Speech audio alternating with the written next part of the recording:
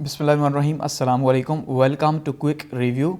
और quick review में आज हम बात करेंगे जी इंटरनेशनल ऑर्गेनाइजेशंस के अंदर यूनाइटेड नेशंस ऑर्गेनाइजेशन की, और देखेंगे कि जो अक़वाम मुत्तहिदा है ये किस तरह का है और उसकी स्ट्रक्चर क्या है, क्यों जो है वो अक़वाम मुत्तहिदा को बनाने की ज़रूरत पेश आई, यानी इसका बैकग्राउंड क्या है। इससे पहले हम कुछ जो है वो डिस्कस कर भी चुके हैं कुछ ऑर्गेनाइजेशंस को, और कुछ जो है हमारे पास पेंडिंग है, तो उसमें से आज हम यूएन की बात करेंगे। सबसे पहले इसका बैकग्राउंड देखेंगे, इसकी फॉर्मेशन और स्ट्रक्चर देखेंगे, ऑब्जेक्टिव देखेंगे इसके क्या हैं, और फिर देखेंगे स्पेशलाइज्ड एजेंसीज़ को और मेजर केस स्टडीज़ देखेंगे, और फ्यूचर ऑफ यूएन देखेंगे, और देखेंगे कि क्या जो यूएन है जिस पर्पस के लिए बनी थी, क्या वो पर्पस जो है वो अचीव हो पा रहा है या नहीं हो पा रहा यूनाइटेड नेशंस को बनाने का। तो स्टार्ट करते हैं। सबसे पहले बात करते हैं जी इसके इंट्रोडक्शन की, कि हमारे पास सबसे पहले जो टर्म है यूनाइटेड नेशंस ऑर्गेनाइजेशन, ये कहाँ से आई। तो ये जो यूनाइटेड नेशन ऑर्गेनाइजेशन है ये एक्चुअली में रूजवेल्ट साहब जो हैं, जो अमेरिका के सदर रहे हैं उस टाइम पे, जिनकी एफर्ट की वजह से जो है, जिन्होंने बहुत ही इंपॉर्टेंट रोल प्ले किया यूनाइटेड नेशंस को बनाने में, उन्होंने जो है ये टर्म जो है वो कॉइन की थी, जिसको नाम रखा गया यूनाइटेड नेशंस ऑर्गेनाइजेशन। ठीक है, अब ये नाम क्यों रखा गया कि देखिए इसमें जब एक साइड पे जब वर्ल्ड वॉर सेकंड हो रही थी, ठीक है, तो वर्ल्ड वॉर सेकंड में जर्मनी जो है उसका मुकाबला और जापान जो है उसका मुकाबला कौन कर रहा था, यानी एक साइड पे अमेरिका था, यूके था, फ्रांस था, रशिया था और चाइना था। तो ये पांच जो है, ये पांच एलाइज थे जिनको इत्तेहादी कहा गया, ठीक है, अलाइड पावर्स कहा गया। तो इन इत्तेहादियों ने जो है वो मिल के मुकाबला किया जर्मनी का और जापान का। तो ये एक साइड पे थे, जर्मनी और जापान एक साइड पे था, तो ये इत्तेहादी थे, यानी यूनाइटेड नेशंस थी। तो इसी वजह से इस यूनाइटेड नेशन जो बनाई गई, इन्होंने ही बनाई, तो इन्होंने जो है इसका नाम फिर रख दिया यूनाइटेड नेशंस ऑर्गेनाइजेशन के। इत्तेहादी कौमों का जो है, इन्होंने भी इत्तेहादी पैदा करना था, कौमों को एक जगह लेके आना था, तो ये इस वजह से जो टर्म है कॉइन की गई। ठीक है, अब इसके पर्पस की बात करें तो इसका पर्पस बहुत सिंपल था, पीस एंड हार्मोनी, यानी कि अमन और भाईचारा जो है वो दुनिया के अंदर लेके आना, ये इसका सबसे मेजर पर्पस था। क्योंकि ये वॉर के नतीजे के तौर पे आई थी, कि वॉर में क्या है, जंगें हो रही हैं दुनिया के अंदर, तो अब वर्ल्ड वॉर सेकंड में कितनी ज़्यादा तबाही हुई, तो जाहिर बात है एक ऐसी ऑर्गेनाइजेशन की जरूरत महसूस हुई जो कि दुनिया के अंदर अमन लेके आ सके, हार्मनी लेके आ सके, तो इसलिए जो है वो यूनाइटेड नेशंस को बनाया गया। इसकी फॉर्मेशन जो है वो बात करें अगर तो 24 अक्टूबर 1954 को हुई, सैन फ्रांसिस्को में हुई, कैलिफोर्निया के अंदर हुई और अमेरिका के अंदर हुई। ठीक है, यानी कि अमेरिका के जो कैलिफोर्निया है वहाँ पे सैन फ्रांसिस्को के अंदर 24 अक्टूबर 1954 को इसकी फॉर्मेशन हुई। इसका जो हेडक्वार्टर है वो है जी न्यूयॉर्क के अंदर, यानी न्यूयॉर्क अमेरिका के अंदर इसका जो है वो सदर दफ्तर मौजूद है। अब बात करते हैं जी इसके पस मंज़र के ऊपर या बैकग्राउंड के ऊपर, कि किस तरह से यूएन को बनाया गया और क्यों बनाया गया। ठीक है, ये बहुत ज़्यादा इंपॉर्टेंट है। अब देखिए जो यूएन की कहानी है वो स्टार्ट होती है WW1 से, जो कि 1914 से 1918 तक रही। अब WW1 के अंदर भी यही हालात थे, बिल्कुल इसी तरह से जैसे अभी हम देख रहे हैं कि इस टाइम पे जो है वो जर्मनी था, जापान था, तो उस टाइम पे हम देख रहे हैं कि एक साइड पे जर्मनी था, दूसरी साइड पे जो है वो इटली था, साथ में इटली था इसके, और साथ में जो है वो हमें दिखाई देता है ओटोमान एम्पायर। ये तीन मुल्क एक साइड पे थे, जबकि इसके मुकाबले के तौर पर यूके था, फ्रांस था, रशिया था, चाइना था और अमेरिका था। ये पांच मुल्क जो है ये एक साइड पे थे। तो इन्होंने क्या किया, वर्ल्ड वॉर फर्स्ट के नतीजे के तौर पे जो है इनको कामयाबी हुई, और इन्होंने जो है वो जर्मनी को, जापान को, इटली को और ओटोमान एम्पायर को खास करके नुकसान पहुंचाया और इनको शिकस्त दी। इसके नतीजे के तौर पर हमने देखा WW1 के बाद क्या हुआ कि ओटोमान एम्पायर जो है खिलाफत उस्मानिया, जिसके साथ मुसलमान भी जो है वो इमोशनली जुड़े हुए थे, उसको ख़त्म कर दिया गया, और 1923 में जो है यहाँ पर खिलाफत जो है वो अबॉलिश हो गई और न्यू टर्की जो है वो हमें देखने को मिला। इसी तरह से जो जर्मनी है, जर्मनी के ऊपर भी बहुत सी पेनल्टीज लगा दी गई, जो पेरिस पीस ट्रीटी थी इस वॉर के बाद। ठीक है, यानी इस जंग के बाद, वर्ल्ड वॉर फर्स्ट के बाद यूरोप का फ्यूचर तय करने के लिए क्या हुआ कि यहाँ पे डिसाइड किया गया कि भाई पेरिस पीस ट्रीटी के अंदर कि जो जर्मनी है ये बार बार, क्योंकि ये इस तरह से अब ना कर सके, इसलिए इसको रोकने के लिए उन्होंने क्या किया कि जर्मनी के ऊपर पाबंदियां लगा दी, जैसे कि 1 लाख से ज़्यादा फौज नहीं रख सकते, इसी तरह से बहरी और समुद्री पाबंदियां वगैरह भी लगाई इसके ऊपर। ठीक है, असला वगैरह के ऊपर पाबंदियां लगा दी। तो इन पाबंदियों से हुआ क्या कि जर्मनी के अंदर एक तो गुस्सा पैदा हुआ, लेकिन जर्मनी को जो है वो काउंटर किया गया, और ये बहुत ही जो टर्म्स थी पेरिस पीस ट्रीटी की, खास करके जो ट्रीटी ऑफ वर्साई थी, जो एक्चुअली में जो ट्रीटी इस पेरिस पीस ट्रीटी के नतीजे के तौर पे हुई, तो ट्रीटी ऑफ वर्साई जो है ये प्योरली इस बात के ऊपर थी कि यूरोप का फ्यूचर कैसा होगा और जर्मनी का फ्यूचर जो है वो किस तरह का होगा, या ओटोमान एम्पायर को कैसे तोड़ के तकसीम किया उन्होंने।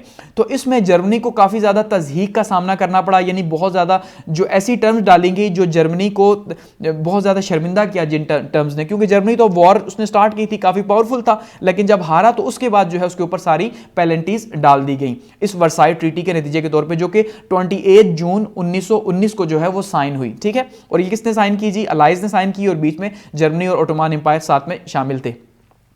अब इसके बाद क्या हुआ? इस वर्साई ट्रीटी के बाद जो है फैसला किया गया कि दुनिया को मजीद जो है वो रोकना है अगर जंगों से। अब आप कहेंगे जंगों से क्यों कहा जा रहा है, हालांकि वर्ल्ड वॉर फर्स्ट एक ही हुई। तो मैं जंगें इसलिए कह रहा हूं क्योंकि ये यूरोप के लिए जंगें नई नहीं थी। बात समझ रहे हैं मेरी? अगर हम यूरोपियन हिस्ट्री को देखते हैं तो यूरोपियन हिस्ट्री में हमें नजर आता है कि यूरोप हमेशा ही जो है वो जंगों का गढ़ रहा, खास करके 15th सेंचुरी के बाद से हमें देखने को मिलता है, 15 to 18 या 19th सेंचुरी, कि हमें वहां बहुत सी वॉर्स देखने को मिलती हैं। कभी हमें यूरोप में 30 ईयर्स वॉर देखने को मिलती है, कभी हमें 70 ईयर वॉर देखने को मिलती है, कभी 100 ईयर वॉर देखने को मिलती है। तो आप अंदाजा करें 100 साल जंग कैसी होगी, 30 साल जंग कैसी होगी, फिर ये मजाक तो नहीं होगा। इसका मतलब यूरोपियंस जो हैं वो सोवरेनिटी की वजह से ही, हाकिमियत की वजह से ही जो है उनके बीच में हमेशा जंगें लगी रहती थी, क्योंकि बाकी दुनिया तो उस टाइम पे इतनी ज्यादा डेवलप थी नहीं। तो यही कंट्रीज जो है यूरोपियन कंट्रीज डेवलप्ड थे, और खास करके 17th और 18th सेंचुरी के अंदर जब कॉलोनाइजेशन आई तो उस टाइम पे बहुत ज्यादा रेसें पैदा हुई। तो अपनी हाकिमियत के लिए ये अक्सर जो है इनकी लड़ाइयां होती थी। तो वॉर्स इनके लिए कोई नई चीज नहीं थी, और हमेशा ये यही चाहते थे कि कोई इस तरह की ऑर्गेनाइजेशन बनाई जाए जो इन जंगों को रोक सके। ठीक है, इसलिए मैं बार बार वॉर्स जो है वो कह रहा हूं।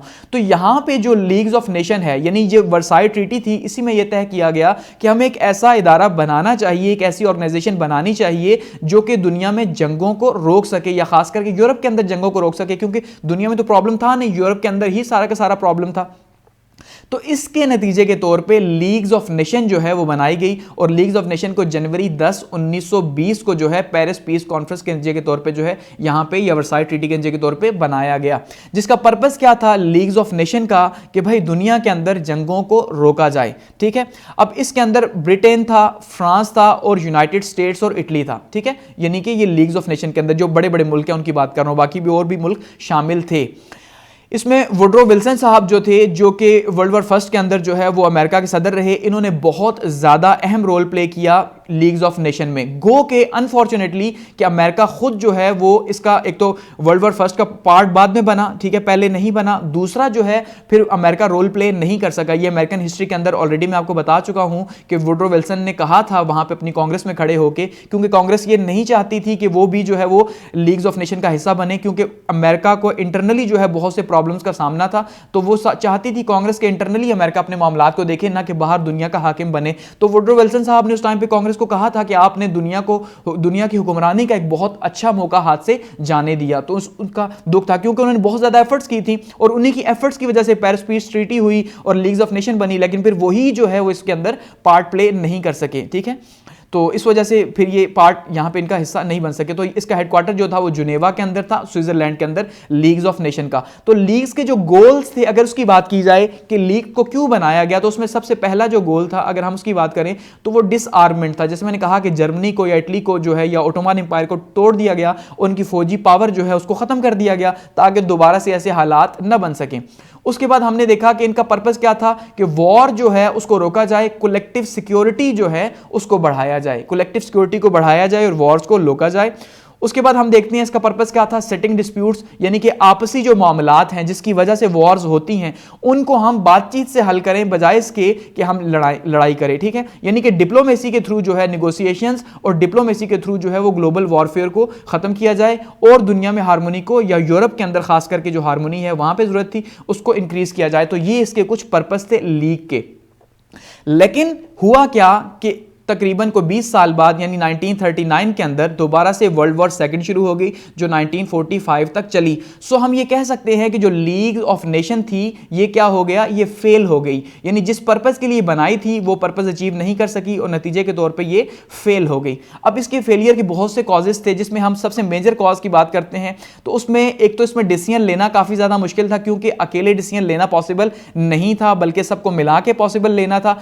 यूनानिमिटी का डिसीजन था, इसलिए बहुत बहुत सबको एक ही पेज के ऊपर एक जगह इकट्ठा करना ये काफ़ी ज़्यादा मुश्किल काम था, जिस वजह से डिसीजन जो है वो नहीं लिया जा सकता था। ये सबसे बड़ा चैलेंज था। दूसरा ये था कि अमेरिका ने इसमें रोल प्ले नहीं किया, क्योंकि अमेरिका आइसोलेशन में चला गया। फिर 1930 में हमने देखा कि ग्रेट डिप्रेशन आया पूरी दुनिया के अंदर, जिसमें अमेरिका के अंदर भी आया, तो अमेरिका अपने इंटरनल हालात से जो है वो जूझ रहा था, तो उसने रोल ही प्ले नहीं किया। तीसरा हम यहां पे ये देखते हैं कि जो जर्मनी के साथ जो टर्म्स थी ट्रीटी ऑफ वर्साई की, कि जिसमें उसको काफी ज्यादा तज़हीक का सामना करना पड़ा था, तो जर्मनी ने क्या किया जी, अपने अंदर जो है वो नाजीज्म यानी एक टर्म लेके आए, आइडियोलॉजी, नाजी आइडियोलॉजी बिल्ड की और अपनी कौम को ये बताया कि भाई आपके साथ बहुत बुरा हुआ, आप इतनी ज्यादा बड़ी पावर थे, आप सुपीरियर हैं, तो आप सुपीरियर हैं, इतनी बड़ी पावर थे, तो फिर आपको ऐसी टर्म्स के ऊपर क्यों जो है वो एग्री किया गया। इसका मतलब हमने बदला लेना है। तो जर्मनी के अंदर जो बदला है ये लेना बहुत ज्यादा इंपॉर्टेंट था जर्मनी के लिए, तो ये आग जो है पनपने लगी। इसी वजह से जर्मनी ने वॉर जो है वो 1939 में बदले की गर्ज से स्टार्ट कर दी और लीग्स ऑफ नेशन को साइड पे फेंक दिया, क्योंकि लीग्स ऑफ नेशन को इतनी पावरफुल थी नहीं। ठीक है, तो इसका मतलब यह है कि लीग्स ऑफ नेशन हो गई फेल। अब क्वेश्चन ये है कि जब लीग्स ऑफ नेशन फेल हो गई तो अब जो है क्या किया जाए। तो अब हुआ क्या कि सिंपली सबसे पहले तो ये हुआ, लीग्स ऑफ नेशन के टूटने के नतीजे के तौर पे वर्ल्ड वॉर सेकंड स्टार्ट हो गई, यानी जंग अजीम दोयम स्टार्ट हुई। तो अब जंग अजीम दोयम की वजह से फिर एक ज़रूरत महसूस हुई कि यार अब क्या है कि अब जो है हमें एक ऑर्गेनाइजेशन मजीद बनानी चाहिए जो कि ये जो जंगें हैं इसको वाकई में रोक सके और जंगों और जो मुल्क हैं इनको इस तरह से जो है वो काउंटर किया जाए कि दोबारा ये जंगें ना कर सकें। ठीक है, तो अब यहां से यूएन का प्रोसेस देखते हैं कि कैसे जो है वो स्टार्ट होगा। वो तो बैकग्राउंड है। अब यहां पे अगर हम फॉर्मेटिव फेजेस की बात करते हैं तो उसमें हम देखते हैं कि यूनाइटेड नेशंस जो है एक्चुअली में ये अलाइड पावर्स जो थी इन्होंने बनाई। ठीक है, और स्टार्ट में बिग फोर जो है ये थे, जिसमें फ्रांस शामिल नहीं था, क्योंकि फ्रांस के ऊपर तो जर्मनी का कब्जा था 1945 तक, आधी जर्मनी का, इसलिए फ्रांस बिग फोर में शामिल नहीं था। उसमें ब्रिटेन था, यानी जो है वो बरतानिया था, रशिया था, चाइना था और अमेरिका था, ये थे बिग फोर। यही जो बिग फोर थे वॉर के दौरान, वर्ल्ड वॉर सेकंड के दौरान, यही जो है वो काउंटर कर रहे थे, यानी एक साइड पे जो है ये बिग फोर थे, ठीक है, और दूसरी साइड पे जो है वो जर्मनी था और जापान था। तो जर्मनी और जापान का जो मुकाबला कर रहे थे वो यही कर रहे थे। इस बार भी ऐसा ही हुआ कि जो ब्रिटेन है वो तो शामिल था, फ्रांस जो है वो भी शामिल था, ठीक है, वॉर के अलाइज की बात कर रहे हैं अगर, रशिया भी शामिल था, चाइना भी शामिल था। लेकिन जो अमेरिका है ये 1942 के अंदर वॉर में शामिल हुआ, क्योंकि जिस टाइम पे जापान ने बहुत ज्यादा जो है वो पैसिफिक ओशन के अंदर नुकसान पहुंचाया, तो हमने उसके नतीजे के तौर पर गो कि ये मैं डिटेल से वर्ल्ड वॉर्स के अंदर डिस्कस करूंगा। तो जो बहुत ज़्यादा नुकसान पहुंचाया गया ब्रिटेन को जापान की तरफ से, ठीक है, यहाँ पे 1942 के अंदर, तो एक साइड पे ऐसा लग रहा था कि वॉर का जो पासा है वो पलट जाएगा, तो अमेरिका को फिर जो है ऐसे में वॉर में शामिल होना पड़ा, क्योंकि उसे डर था कि फिर ऐसा ना हो कि ये अगर यूरोप का सारा चला गया तो फिर तो बहुत मुश्किल हो जाएगी, फिर ना ट्रेड रहेगी ना और कुछ रहेगा। तो इसलिए फिर 1942 में जो है वो अमेरिका भी इसका हिस्सा बन गया। तो ये बिग फोर बने, जिसमें फ्रांस को अगर हम निकाल दें तो इन्हीं बिग फोर ने जो है फिर एफर्ट्स की कि किसी तरह से हम वॉर को जीते और उसके बाद एक ऑर्गेनाइजेशन बनाई जाए। तो इसके लिए सबसे जो पहला स्टेप था, जो फर्स्ट स्टेप था, वो था अटलांटिक ओशन, ठीक है, सॉरी, अटलांटिक ओशन की जो ट्रीटी थी जिसको अटलांटिक चार्टर कहा गया। तो फर्स्ट आइडिया यहां से आया, आइडिया टू एस्टैब्लिश, ठीक है, यूनाइटेड नेशंस, कि भाई एक ऑर्गेनाइजेशन जो है वो एस्टैब्लिश की जाए। ये आइडिया कहां से आया जी? ये आया अटलांटिक चार्टर से।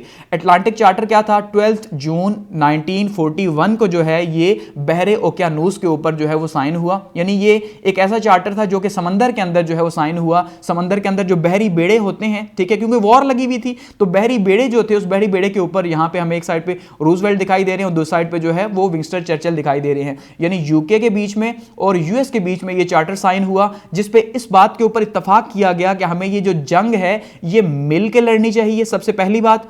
और वैसे भी ये लड़ तो रहे थे लेकिन कहीं एक कमांड मौजूद नहीं थी, ठीक है, हर कोई अपनी अपनी एफर्ट्स कर रहा था जर्मनी और जापान को हराने के लिए। लेकिन जब अमेरिका ने ये फैसला किया कि वो शामिल होगा, तो इसलिए फिर जो है वो भी हुआ। और साथ में क्योंकि जापान ने अटैक भी कर दिए थे अमेरिका के पर हार्बर के ऊपर भी, तो उस वजह से अमेरिका को शामिल होना पड़ा। तो अटलांटिक चार्टर के ऊपर डिटेल से अभी नहीं जाते, क्योंकि इसमें मैं ऑलरेडी अमेरिकन हिस्ट्री में बता चुका हूं। सिंपली यूके और यूएस के बीच में जो चार्टर साइन हुआ 1941 के अंदर, उसमें यह फैसला किया गया कि वॉर को मिलकर लड़ा जाएगा और वॉर के बाद हमें एक ऐसी ऑर्गेनाइजेशन भी बनानी है जो वॉर को रोक सके। तो उसमें एक साइड पे फ्रैंकलिन डी रोजवेल्ट थे और दूसरी साइड पे विंस्टन चर्चिल थे जो यूके के प्राइम मिनिस्टर थे, ठीक है। तो यहां पे चार्टर साइन हुआ और ये यूनाइटेड नेशंस का चार्टर था 1 जनवरी 1942 को जो साइन हुआ। अब ये वो यूनाइटेड नेशंस नहीं है जिसकी हम बात कर रहे हैं। यहां यूनाइटेड नेशंस का मतलब इत्तेहादी जो कौमें हैं, ठीक है, इत्तेहादी जो पावर्स थी, उनके बीच में चार्टर साइन हुआ 1 जनवरी 1942 को, इन दो के बीच में। ये है फर्स्ट स्टेप यूएन का। सेकंड स्टेप की अगर बात करें तो सेकंड स्टेप क्या था जी कि बिग फोर जो थे इनका सीक्रेट डिक्लेरेशन हुआ, क्योंकि अब वॉर ने जब फैसला कर लिया इस अटलांटिक चार्टर के अंदर कि हमने वॉर को लड़ना है, तो इन्होंने ये भी तय कर लिया था कि अब हमने नेक्स्ट मीटिंग कब करनी है और किस तरह से हम जो है वॉर स्ट्रेटेजीज को कंबाइन कर सकते हैं, इकट्ठा कर सकते हैं। बात समझ रहे हैं? तो इन्होंने इकट्ठा करना था, इसी वजह से इन्होंने फिर सीक्रेट डेलीगेशन, ये जो बिग फोर थी, इन्होंने क्या किया, बुलाया। वॉशिंगटन कॉन्फ्रेंस इसको कहा जाता है और फर्स्ट वॉशिंगटन कॉन्फ्रेंस कहा जाता है, या फिर इसको आर्केडिया कॉन्फ्रेंस भी कहा जाता है, जो कि सीक्रेट कॉन्फ्रेंस थी कि ताकि जर्मनी और जापान को पता ना चले कि उनके खिलाफ एक कॉन्फ्रेंस हो रही है और वॉर अलायंस बनने जा रहा है। तो इसलिए इसको सीक्रेट रखा गया, बिग फोर ने रखा। यूएस, यूके इसी तरह से इनकी रिप्रेजेंटेशन थी, ठीक है। और इनका पर्पस क्या था कि जॉइंट वॉर सेक्रेटेरिएट को तश्कील देना। यानी अभी जो वॉर हो रही है उसमें हम क्या देख रहे हैं कि ब्रिटिश जो है, ब्रिटेन अपनी तरफ से वॉर कर रहा है, फ्रांस अपनी तरफ से वॉर कर रहा है, अच्छा रशिया जो है वो अपनी तरफ से वॉर कर रहा है और चाइना जो है वो अपनी तरफ से लड़ रहा है। तो अब प्रॉब्लम यह है कि अमेरिका ने यह कोशिश की कि इन सबको एक जगह इकट्ठा किया जाए, जो जो इकट्ठे हो सकते हैं उन ममालिक को इकट्ठा किया जाए और एक सेक्रेटेरिएट बनाया जाए जहां से वॉर को हेड किया जा सके, जहां पे एक जनरल उसको हेड करे, चाहे वो बर्री फौज का हो, बहरी का हो, ये पूरी की पूरी कमांड एंड कंट्रोल को एक किया जाए। ये पर्पस सबसे इंपॉर्टेंट था। तो मिलिट्री यूनिटी जो है वो बहुत ज्यादा जरूरी थी जापान और जर्मनी के खिलाफ। तो इस वजह से ये आर्केडिया कॉन्फ्रेंस जो है वो हुई और ये दिसंबर 22 1941 से लेके जनवरी 14 1942 तक ये कॉन्फ्रेंस रही। यानी कि इसके अंदर काफ़ी ज़्यादा डिटेल से डिस्कशन की गई और वॉर की जो स्ट्रेटेजी थी उसको तय किया गया। और 29 दिसंबर 1941 को जो है वो एक ड्राफ्ट जो है उसको डिक्लेरेशन का जो ड्राफ्ट था, ठीक है, डिक्लेरेशन का ड्राफ्ट वो तैयार किया गया यहाँ पे कि किस तरह से वॉर जो है उसको मिल के लड़ा जाएगा। मिल के लड़ने के लिए डिक्लेरेशन जो है वो था और बिग फोर जो थे इन्होंने इसके ऊपर साइन किया। यानी इसके अंदर सिर्फ फ्रांस शामिल नहीं था, बाकी जो चारों कंट्रीज थे उन्होंने मिलकर जो है इसके ऊपर सिग्नेचर किए कि हमने वॉर किस तरह से लड़नी और किस तरह से वॉर सेक्रेटेरिएट जो है उसको कायम किया गया, जिसके अंदर जो है वो आर्मी, नेवी और एयर फोर्स को एक जगह इकट्ठा किया गया ताकि एक जगह पे इंटेलिजेंस शेयरिंग हो सके और आगे बढ़ सके, ठीक है। अब जब ये साइन हो गया बिग फोर के बीच में, तो नेक्स्ट डे जो है वो 22 मोर जो कंट्रीज हैं उन्होंने भी इसे साइन कर दिया। पहले बिग फोर ने साइन किया, तो अब इसके साथ साथ जो इनके हिमायती थे उन्होंने क्या किया, नेक्स्ट डे जो है वो 22 मजीद जो कंट्रीज हैं उन्होंने जो है वो इसको साइन कर दिया। उसके बाद जो है 1942 से लेकर 1945 तक पूरी वर्ल्ड वॉर के दौरान, इन 3 सालों के दौरान मजीद 47 कंट्रीज जो हैं उन्होंने भी जो है इस डिक्लेरेशन को, वॉर डिक्लेरेशन को साइन कर दिया, जो कि फिर उसमें चार्टर ऑफ कॉन्फ्रेंस क्या था कि यूनाइटेड नेशंस डिक्लेरेशन में भी जो है इसको शामिल किया गया। और इस तरह से 50 मुल्कों ने जो है वो इसको फिर क्या किया, साइन किया 26 जून 1945 को, ठीक है। तो फिलहाल आप यहां तक समझ गए कि 2 स्टेप्स हो चुके हैं कि पहला स्टेप अटलांटिक चार्टर था, उसी अटलांटिक चार्टर में यह फैसला किया गया था कि वॉर मिलकर लड़नी है। अब सवाल यह है कैसे मिलकर लड़नी है, तो सेकंड स्टेप जो है वो आर्केडिया कॉन्फ्रेंस हुई, जिसके अंदर यह फैसला किया इन चारों बिग फोर ने कि हमें एक कंबाइन जो है वो क्या बनाना है, सेक्रेटेरिएट बनाना है वॉर का, जहां से हम इनके खिलाफ लड़ेंगे, जिसके ऊपर बहुत से मुल्कों ने इनके साथ हामी भरी और सिग्नेचर किए। आगे बढ़ते हैं और थर्ड स्टेप की बात करते हैं। थर्ड स्टेप यूएन की राह में क्या था जी कि ओपन डिबेट जो है वो यूनाइटेड नेशन के ऊपर की गई कि अब ये फैसला क्योंकि कर लिया गया था कि एक ऐसी जो है वो बनाई जाए ऑर्गेनाइजेशन जो कि दुनिया को जंगों से रोक सके। तो ऐसे में फिर क्या हुआ कि थर्ड स्टेप हुआ जिसको कहा गया मॉस्को कॉन्फ्रेंस, ठीक है। मॉस्को यानी रूस के अंदर जो है ये कॉन्फ्रेंस जो है वो हुई।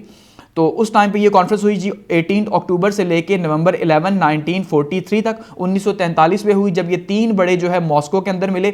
और इंटरेस्टिंग बात ये है कि इस पिक्चर को बड़ी अहमियत हासिल है, उसकी वजह ये तीनों ही एक दूसरे के कभी दुश्मन रहे हैं, इसके बाद भी दुश्मन थे इवन। जैसे अब अगर अमेरिका की बात करें, यूएस की बात करें, ये यूएस के प्रेसिडेंट हैं, ये विंस्टन चर्चिल हैं यूके के, और ये जो है यहाँ पे हमें दिखाई दे रहे हैं स्टालिन जो है वो किसके हैं जी, रशिया के। तो ये अब जैसे रशिया और अमेरिका हमेशा ही दुश्मन रहा, खास करके 1917 के बाद से जब रशिया के अंदर रेवोल्यूशन आया तो काफ़ी ज़्यादा इनकी दुश्मनी थी। वहाँ पे यूएसएसआर जो है वो फैलना शुरू हो गया, कैपिटलिज्म वर्सेस सोशलिज्म।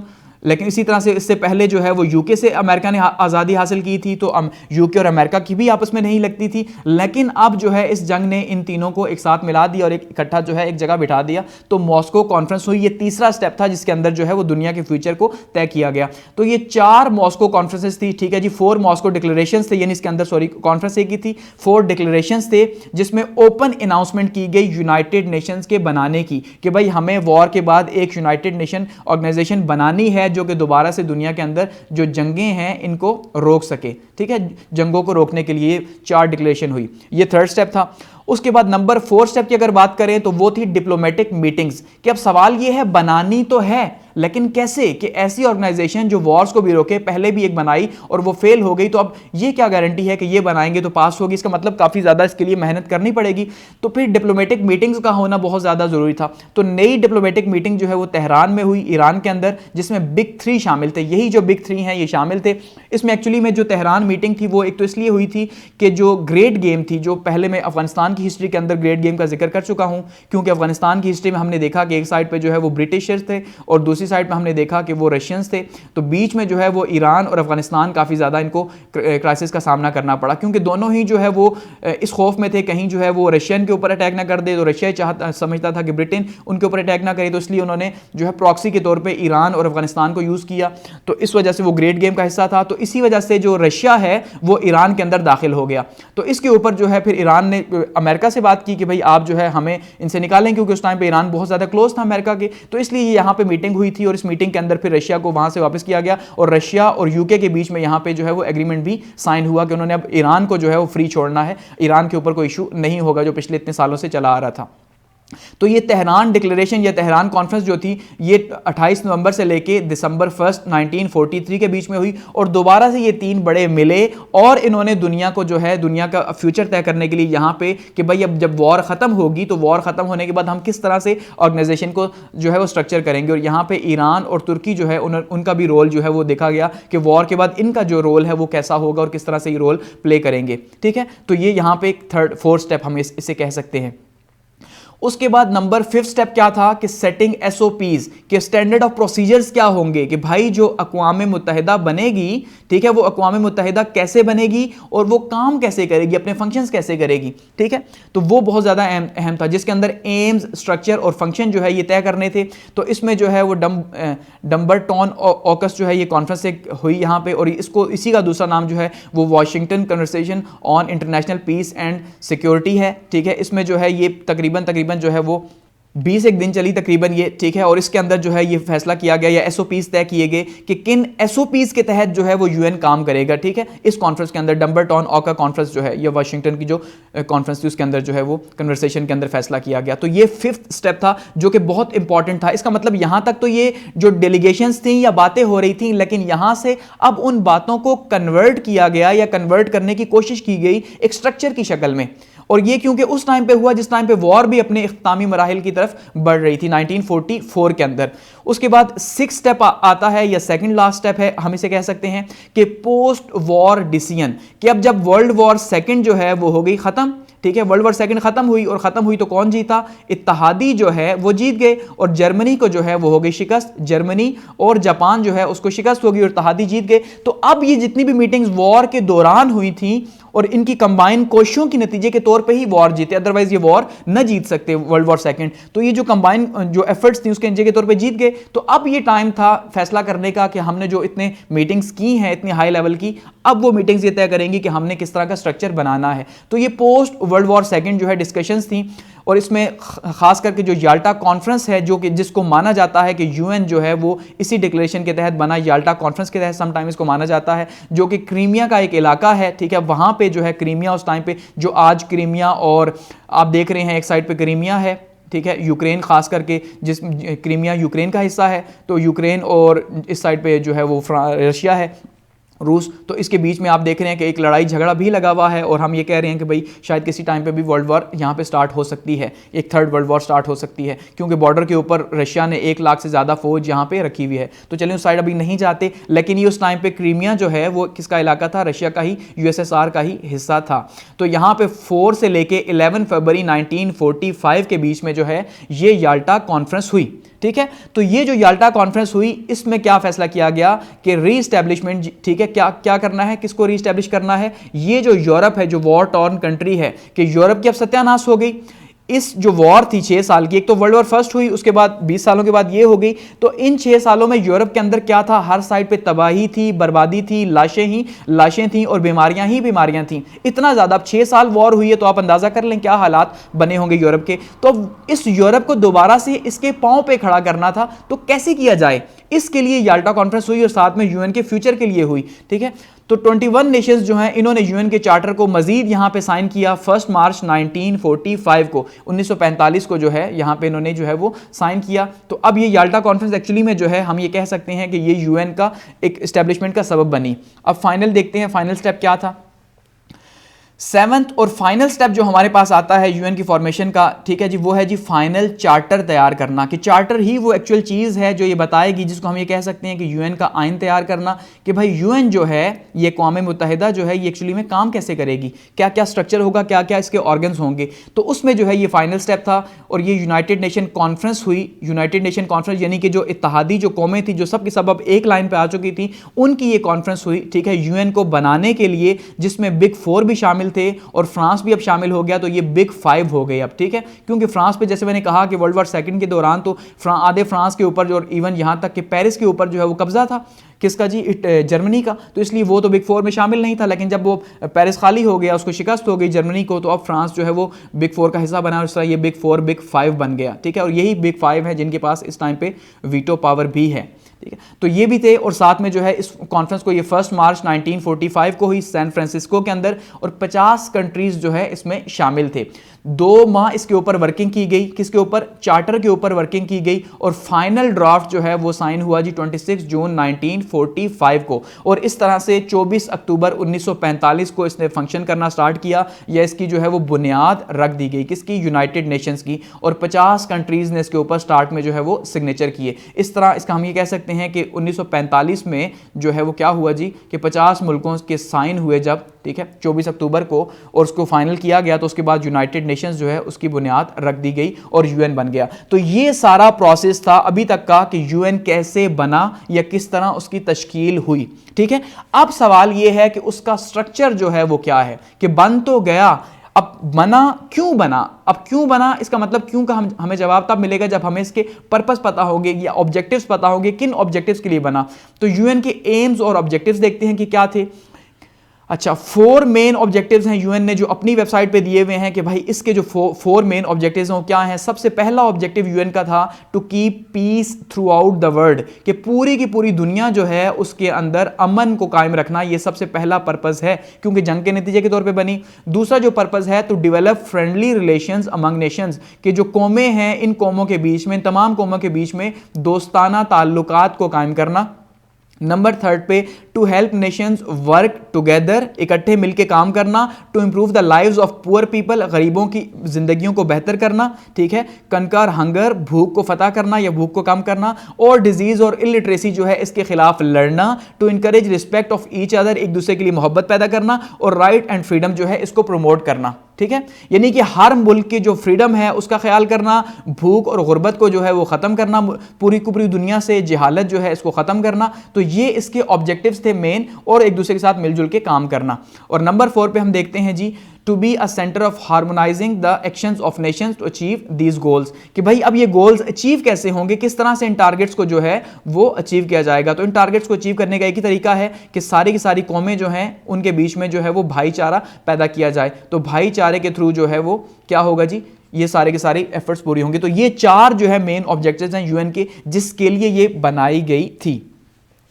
आगे बढ़ते हैं, बात करते हैं यूएन के ऑर्गन्स की, कि अब ये जो यूएन बना दी गई यूनाइटेड नेशंस, इसके कौन कौन से जो हैं वो ऑर्गन्स हैं। तो बेसिकली जब इसको बनाया गया तो 5 प्रिंसिपल ऑर्गन्स जो हैं इसके डिजाइन किए गए यूएन के चार्टर के अंदर, ठीक है, जिसमें सबसे पहला जो है यूनाइटेड नेशन की जनरल असेंबली है बनाई गई, दूसरा सिक्योरिटी काउंसिल बनाई गई, तीसरा इकोनॉमिक एंड सोशल काउंसिल बनाई गई, चौथा जो है वो इंटरनेशनल कोर्ट ऑफ जस्टिस बनाया गया, और 5वां जो है वो यूएन सेक्रेटरीट बनाया गया, ठीक है जी, या यूएस ट्रस्टी मेंबरशिप जिसको हम कह सकते हैं वो जो है वो बनाया गया। अब यहाँ पे आप देखिए, यहाँ पे सबसे पहले अगर बात करते हैं जनरल असेंबली की, तो जनरल असेंबली जो है वो बनाएगी। तो जनरल असेंबली का क्या काम है, सबसे पहले रिकमेंडेशंस है जनरल असेंबली का काम। जितनी भी जनरल असेंबली का मतलब वो एक असेंबली है, जैसे हर मुल्क के अंदर एक असेंबली होती है, वैसे ही पूरी दुनिया की एक असेंबली बना दी, जहां पे दुनिया के जितने भी रजिस्टर्ड कंट्रीज हैं यूएन के पास, वो सारे के सारे इसका हिस्सा हैं। यहां पे बैठ के ये दुनिया के लिए फैसले कर सकते हैं और रिकमेंडेशंस दे सकते हैं यूएन के ऊपर, ठीक है। दूसरा इसका क्या काम है, यहां पे डिबेट्स होती हैं हर साल में एक बार, आपको पता आता है, सितंबर के अंदर इनकी कॉन्फ्रेंसेज होती हैं और पूरी दुनिया के ममालिक वहाँ जाते हैं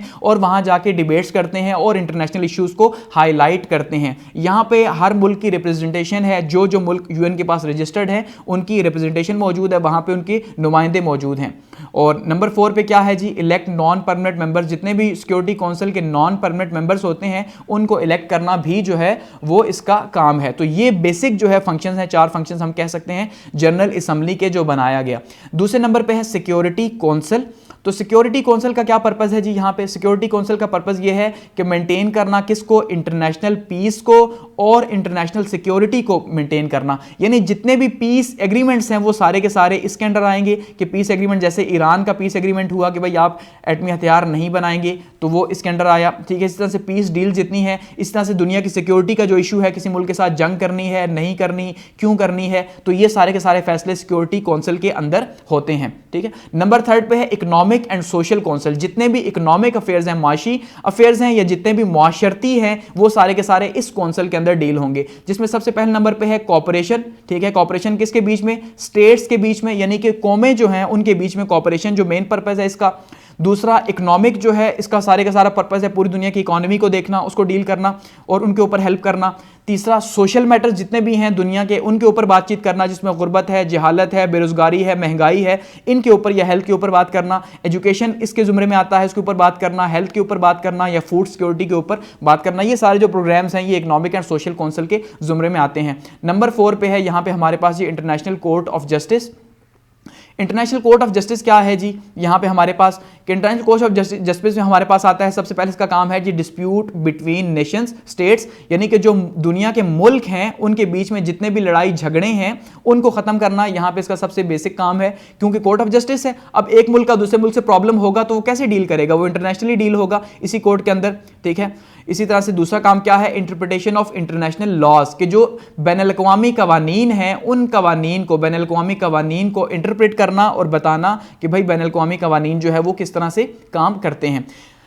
अच्छा, 5वें नंबर पे है जी इसका जो ऑर्गन है वो है यूएन सेक्रेटेरिएट, कि यूएन सेक्रेटेरिएट जो है वो काम कैसे करेगा। अब पूरे का पूरा यूएन का जो स्ट्रक्चर है एक्चुअली में वो यूएन सेक्रेटेरिएट के अंडर ही जो है वो काम करता है एक तरह का। ठीक है, उसमें उसका सबसे पहला काम है कंट्रोल एडमिनिस्ट्रेशन, के यूएन की पूरी एडमिनिस्ट्रेशन को, यूएन की ब्यूरोक्रेसी को, जिसे इंटरनेशनल ब्यूरोक्रेसी भी कहा जाता है, इसको कंट्रोल करना इसका काम है।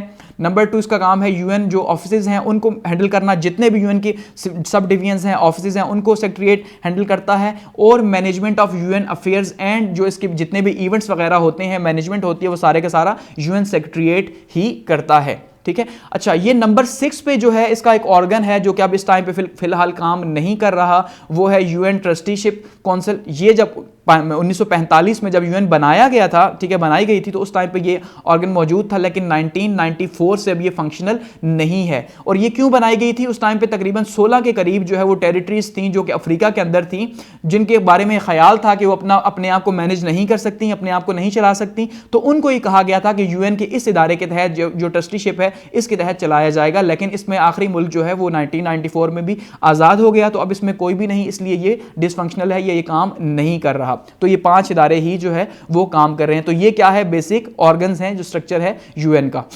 अब इसमें हम जिक्र करते हैं सिक्योरिटी काउंसिल का, जिसमें हमने सेकंड में जिक्र किया था कि सिक्योरिटी काउंसिल एक बहुत इंपॉर्टेंट इदारा है। तो ये इसका स्ट्रक्चर क्या हो, ये कैसे काम करता है।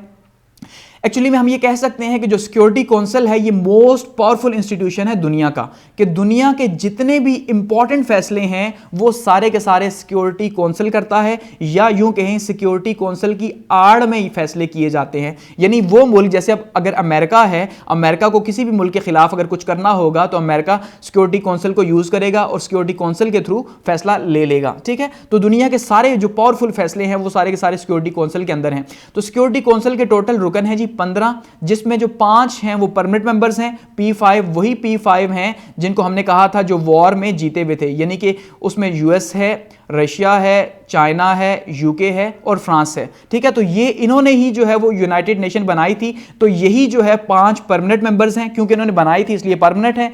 इन्हीं के पास ही वीटो पावर है, इनकी मर्जी के बगैर कोई भी यहां से रेजोल्यूशन पास नहीं हो सकती। ठीक है, तो इसका मतलब यह है कि जब भी कोई रेजोल्यूशन यहां से पास करनी होगी तो उसके ऊपर कोई भी वीटो नहीं होना चाहिए। मेजॉरिटी तो होगी ही होगी सिक्योरिटी काउंसिल की कि 7 से 8 मेंबर्स उसे वोट देंगे, लेकिन साथ में कोई वीटो भी नहीं होना चाहिए। तो इन 5 के पास वीटो पावर है और 10 जो है नॉन परमानेंट मेंबर्स हैं जो कि 2-2 साल के लिए जो है वो मेंबर्स बनते हैं, जिसका हमने कहा कि सिक्योरिटी जनरल असेंबली फैसला करती है। ठीक है, अच्छा 5 परमानेंट मेंबर्स हैं जिनके पास वीटो पावर है। अच्छा जी, प्रेसिडेंसी जो है वो सिक्योरिटी काउंसिल की वो रोटेट करती है अल्फाबेटिकली हर मंथ में। ठीक है, यानी हर मंथ इसकी प्रेसिडेंसी चेंज होती है और अल्फाबेटिकल ऑर्डर्स के थ्रू A B C जिस मुल्क का भी नाम पहले आता है तो उस तरह से वो चेंज होती जाती है। और इसमें जो परमानेंट मेंबर्स हैं US है, UK है, फ्रांस है, चाइना है और रशिया है। तो अब जो डिबेट हो रही है इस टाइम पे दुनिया के अंदर वो ये कहा जा रहा है कि भाई आप कम से कम 2 ममालिक को मजीद जो है वो वीटो पावर दें। एक तो नाम लिया जा रहा है ब्राजील का कि ब्राजील को आपको साउथ अमेरिका के अंदर जो है वो देनी चाहिए वीटो पावर, और दूसरा ये बात की जा रही है कि इंडिया को जो है वो दिया जाए क्योंकि वो भी सुपर पावर है। सुपर पावर से मुराद ये है बड़ी पावर है एक वर्ल्ड की, तो बड़ी पावर है, इस वजह से उसको भी कहा जा रहा है कि भाई उसको भी दिया जाए। और ये इंडिया बहुत ज्यादा इसके लिए लॉबिंग भी कर रहा है, कोशिश भी कर रहा है कि किस तरह से इंडिया को इसका हिस्सा बनाया जाए वीटो पावर के अंदर। लेकिन फिलहाल ये 5 ही हैं, क्योंकि अगर इनमें से किसी को यहां पे मजीद शामिल किया जाता है परमानेंट मेंबर के तौर पे तो यहां पे मजीद जो मुल्क है दूसरे ममालिक जो हैं उनके बीच में फिर एक डिबेट जो है वो स्टार्ट होने का खतरा है, इसलिए फिलहाल ये यही हैं। ठीक है, तो बेसिकली यानी इसका स्ट्रक्चर जो है वो क्या है जी, 15 मेंबर्स हैं जिसमें से जो 5 हैं वो परमानेंट हैं, ये 5 परमानेंट हैं और जो बाकी 15 हैं वो सारे के सारे चेंज होते रहते हैं और यहाँ पे फैसले होते हैं। अब वीटो पावर का कैसे फैसला होता है, जैसे लेट्स सपोज चीन ने जो है एक बार वीटो पावर यूज़ किया पाकिस्तान के फेवर में जब 1972 में जो है बांग्लादेश जो है वो बना था 1971 में, तो 1972 में उसको अब अलग मुल्क के लिए जो है वोट लेने थे, लेकिन पाकिस्तान ने चीन के थ्रू उसको जो है वो वीटो कर दिया, तो वो मुल्क वहाँ पर नहीं बन सका, यानी कि उसको उस टाइम पर वोट नहीं मिल सके जो कि बाद में फिर जो है वो एफर्ट्स के थ्रू बने। तो इसका मतलब यहाँ पे ये चेंज हुआ। इसी तरह से पाकिस्तान के अगर इंडिया के अगर अगेंस्ट कोई चीज़ आती है तो रशिया उसको जो है वो वीटो कर देता है। हिस्ट्री के अंदर हमने यही देखा कि रशिया जो है वो वीटो पावर का यूज़ करता है इंडिया के हक के लिए और चाइना जो है वो पाकिस्तान के हक के लिए जो है वो यूज़ करता है वीटो पावर। आगे बढ़ते हैं। अच्छा, अब हमारे पास यूएन की जो मेजर स्पेशलाइज्ड एजेंसीज हैं वो यहाँ पे हमारे पास आती हैं। ये वो सारी की सारी जो है इसकी सब एजेंसीज हैं जो कि काम कर रही हैं दुनिया में, जो जिस एजेंसी का नाम है वो उसी के ऊपर ही खास करके काम कर रही है। और ये हमारे पास इनकी जो तादाद है वो 15 है। ठीक है, 15 जो है बेसिक है और साथ में 5 जो है वो इसकी सब डिवीजन्स है जो कि मुख्तलिफ एजेंसीज काम कर रही हैं। जैसे हम ये कह सकते हैं फूड एंड एग्रीकल्चर है, FAO जिसको हम कहते हैं ऑर्गेनाइजेशन है, ये फूड और एग्रीकल्चर के ऊपर पूरी दुनिया में काम कर रही है। सेकंड पे है इंटरनेशनल सिविल एविएशन ऑर्गेनाइजेशन, पूरी दुनिया पे ये काम कर रही है, सिविल एविएशन के हवाले से काम कर रही है। ठीक है, जो खलाई रूल्स वगैरह हैं इनके हवाले से। International fund for agriculture development है, ये एग्रीकल्चर के फंड्स के हवाले से है। इंटरनेशनल लेबर ऑर्गेनाइजेशन है, लेबर्स के हवाले से है। इंटरनेशनल मैरीटाइम ऑर्गेनाइजेशन, समंदरों के हवाले से, उनके लॉज के हवाले से। इंटरनेशनल मॉनेटरी फंड IMF आप देख लें वो काम कर रहा है। क्या काम कर रहा है जी, दुनिया को कर्ज देने के लिए, और खास करके पाकिस्तान के हवाले से तो हम इसे कुछ ज़्यादा ही जानते हैं कि कैसे वो जो है वो अपनी बातें मनवाता है या दुनिया के अंदर किस तरह से अपनी मोनोपोली जो है वो IMF क्रिएट कर रहा है। ये भी इसकी एजेंसी है यूएन की। ठीक है, इंटरनेशनल टेलीकम्युनिकेशन यूनिट है। इसी तरह से United Nation Education, Scientific and Cultural Organization जिसको यूनेस्को कहा जाता है जो कि हर जगह काम कर रहा है। ठीक है, United Nation Industrial Development Organization है। इसी तरह से यूनाइटेड पोस्टल यूनियन है 10वें नंबर पे। 11वें पे है वर्ल्ड बैंक। अच्छा जी, वर्ल्ड बैंक ग्रुप पूरे का पूरा है। ठीक है, और समटाइम इसी को हम कहते हैं कि भाई IMF का हिस्सा है। अच्छा, इसी के अंदर अब वर्ल्ड बैंक ग्रुप जो है, क्योंकि ग्रुप है तो इसके अंदर फिर डिफरेंट जो है वो इदारे बने हुए हैं। अच्छा, इसके अंदर जो है international bank of reconstruction and development है इसी ग्रुप के अंदर।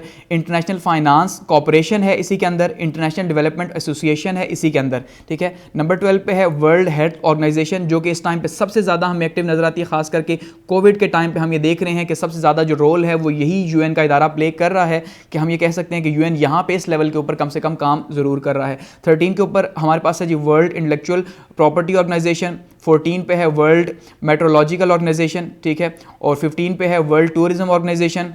अब इसके अलावा जो सब हैं, सब डिवीजन्स में अगर हम देखें तो उसमें है हमारे पास comprehensive nuclear ban treaty organisation, preparatory commission है हमारे पास। ठीक है, कि न्यूक्लियर जितने भी बैंड ट्रीटीज़ वगैरह है या जो भी इसके ऊपर काम होता है वो सारे का सारा जो है इस इदारे के अंडर है।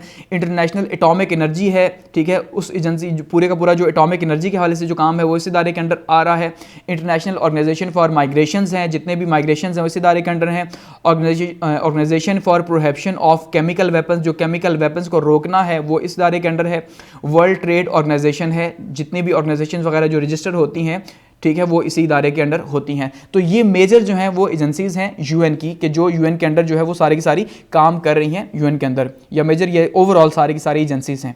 आगे बढ़ते हैं और एट दी एंड बात करते हैं जी फंडिंग के हवाले से, कि फंडिंग जो है वो यूएन की कहाँ से है। तो यूएन की जो फंडिंग है वो वॉलंटरली कंट्रीब्यूशन होती है हर मेंबर स्टेट की। अब यूएन के जितने भी मेंबर्स हैं वो सारे के सारे, यानी अगर 196 मेंबर्स हैं तो 196 मेंबर्स अपनी कंट्रीब्यूशन जो है वो खुद करेंगे अपने हिसाब से। और ये हिसाब क्या होगा, जो उनका जो बजट है, ठीक है, उसके अंदर जो जीडीपी है उस जीडीपी के हिसाब से होगा। कि अब कोई गरीब मुल्क है वो तो नहीं कर सकता, लेकिन जिनके जीडीपी काफ़ी अच्छे हैं जाहिर बात है वो कर सकते हैं। तो उसमें हमारे पास जो 2020 का जो बजट आया वो $3.1 बिलियन था यूएन का। और ये बजट पास कौन करता है, ये जनरल असेंबली से पास होता है।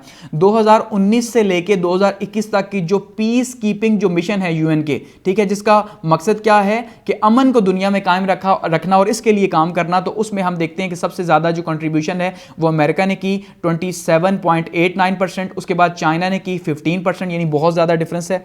उसके बाद जापान ने की 8.56%, जर्मनी ने की 6.09% और यूके ने की 5.78%। तो ये वो कंट्रीब्यूशन है जो वॉलंटायरली कंट्रीब्यूशन है, और जो कंट्रीब्यूशन क्यों की गई, पीस कीपिंग के लिए यूएन में 2019 से 21 में की गई। और यूएन इसी तरह से काम करता है।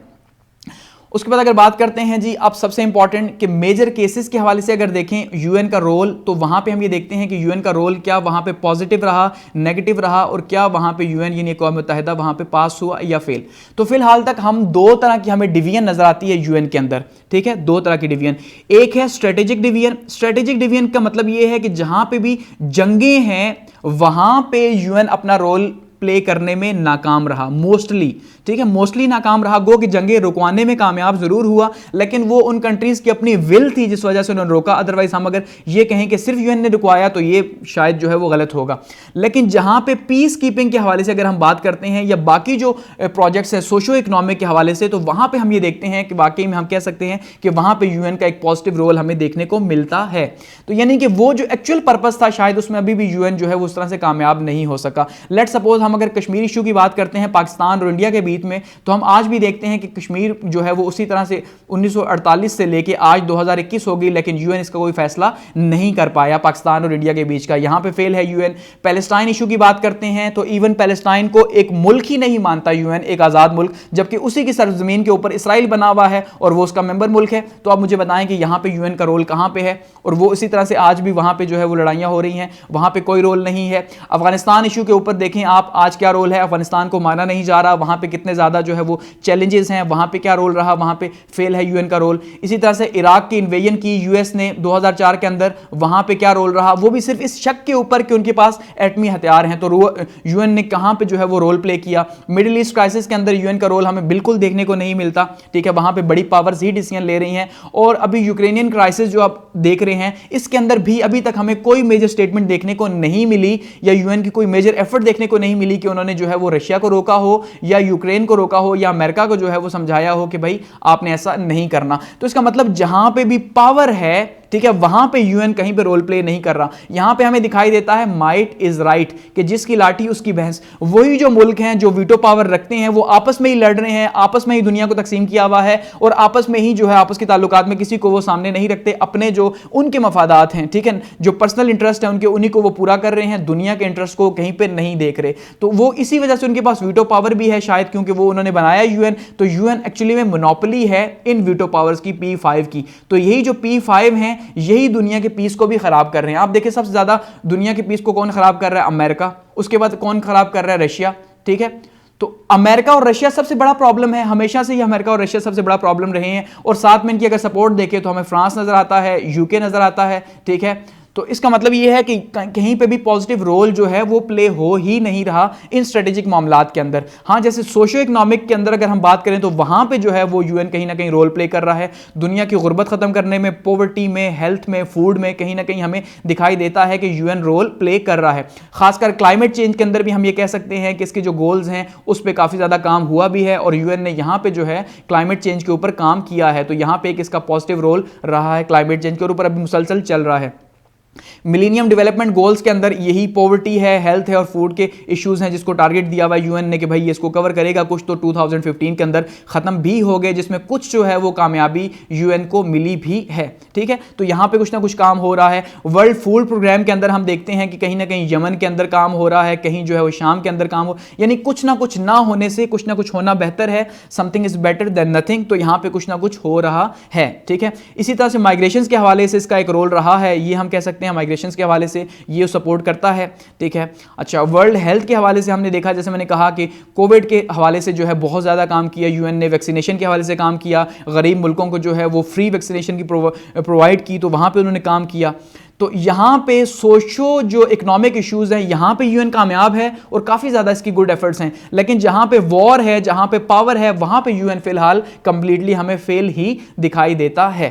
ठीक है, पाकिस्तान के हवाले से बात करें तो हमें कश्मीर के हवाले से कहीं पे भी आज 72 साल 75 साल गुजर चुके हैं, कहीं पे पॉजिटिव रिस्पांस नहीं मिला, हमारे हवाले से भी कोई पॉजिटिव रोल नहीं। गो के 1948 की वॉर हमने इसके कहने पे रोकी, 1965 की वॉर इसके कहने पे रोकी, 1999 की जो कारगिल वॉर थी इसके कहने पे रोकी। वॉर्स हमने रोक तो दी क्योंकि हमारा पर्सनल इंटरेस्ट भी था, लेकिन उसका कोई फायदा नहीं हो सका। ठीक है, ना ही कश्मीर के लोगों के लिए। अच्छा, जैसे अब इसको हम अगर कहें तो स्ट्रेटेजिकली जो है यूएन फेल है, और सोशियो इकोनॉमिक इश्यूज़ के अंदर हम ये कह सकते हैं कि इसका पॉजिटिव रोल है, वहाँ पे हम इसे कह सकते हैं कि पास हुआ है किसी ना किसी सूरत में।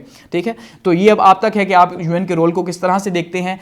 एक्चुअली में जो है यूएन का रोल दोनों तरह से ही है, कहीं पॉजिटिव है कहीं नेगेटिव है, लेकिन जो सबसे इंपॉर्टेंट इशू है वो यही P5 का है, P5 की मोनोपोली का है। इसके ऊपर जो है एक डिबेट की जरूरत है, इसको रिकंस्ट्रक्ट करने की जरूरत है कि किस तरह से जो है यूएन अपने फंक्शंस को बेहतर तरीके से अंजाम दे सकता है, कि जिसमें किसी की भी मोनोपोली ना हो, ना अमेरिका की हो, ना रशिया की हो, किसी मुल्क की कोई मोनोपोली ना हो। ठीक है, तो यहाँ पे हम इसको क्लोज करते हैं यूनाइटेड नेशंस को, और ये सारे का सारा स्ट्रक्चर और इसका बैकग्राउंड था। तो फीडबैक के लिए कमेंट सेक्शन मौजूद है, और थैंक्स फॉर वॉचिंग।